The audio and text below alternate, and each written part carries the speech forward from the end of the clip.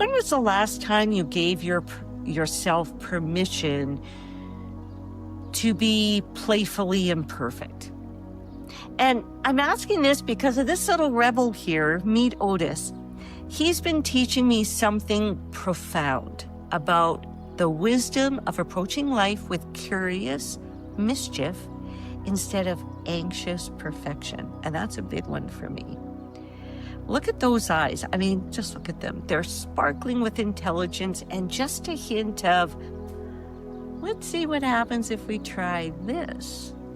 There's zero apology in that gaze, zero concern about whether he's doing anything right or not. And I realized while painting him, when did I stop looking at the world like that?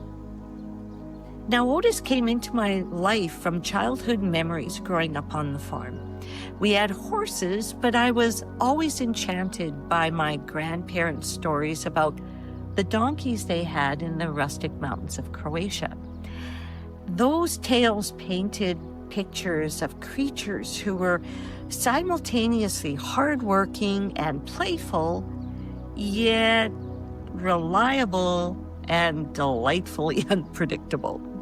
They didn't follow a set of rules just because someone said so. Their approach to life was this wonderful a wonderful combination of whimsy and wonder. As I painted these big expressive eyes and those perfectly imperfect ears, I realized I wasn't just creating a portrait of a donkey. I was actually painting a love letter to that part of ourselves we are often told to grow out of. You know, that curious, spontaneous, that gloriously imperfect part of us that found wonder in ordinary moments. Here's what Otis has been teaching me. Somewhere along the way, many of us become experts at being proper. We've mastered following expectations, meeting everyone else's standards, and staying within those proper lines. We got very, very good at being what other people needed us to be. But look at that face. There's profound wisdom in Otis's approach to life, and that's what he's reminding us. What if curiosity is actually more important than that certainty? What if making mistakes is way more interesting than being perfect? What if the best discoveries come when we stop asking permission and start exploring? These type of questions shook me to the core, and donkeys are known to be stubborn, right? What if that stubbornness is actually them refusing to abandon their authentic nature just to please all of us? What if it's wisdom disguised as rebellion? I wonder what your inner Otis is whispering to you. Maybe it's time to try that creative project you've been thinking about. Maybe it's permission to be more spontaneous. Maybe it's taking the courage to approach challenges with playful curiosity instead of that anxious perfectionism. Because here's the truth that Otis embodies.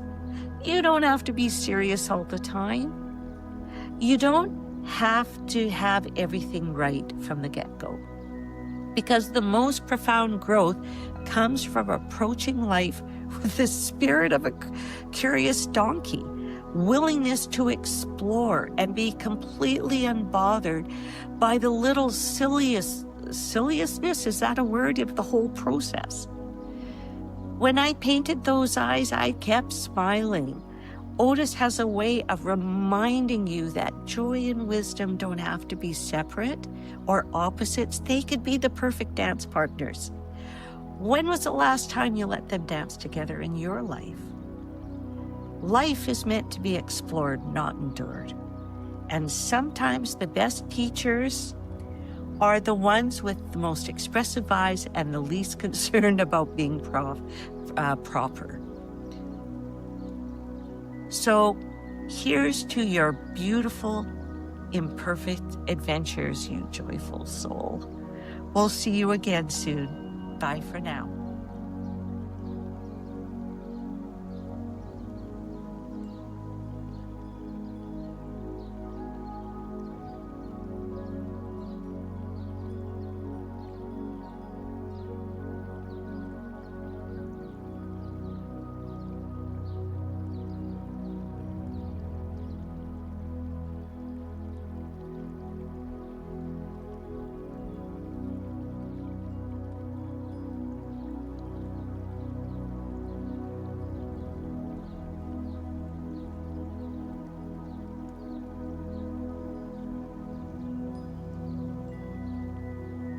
Visit sjborsfineart.com for more inspiration, stories, originals, and prints.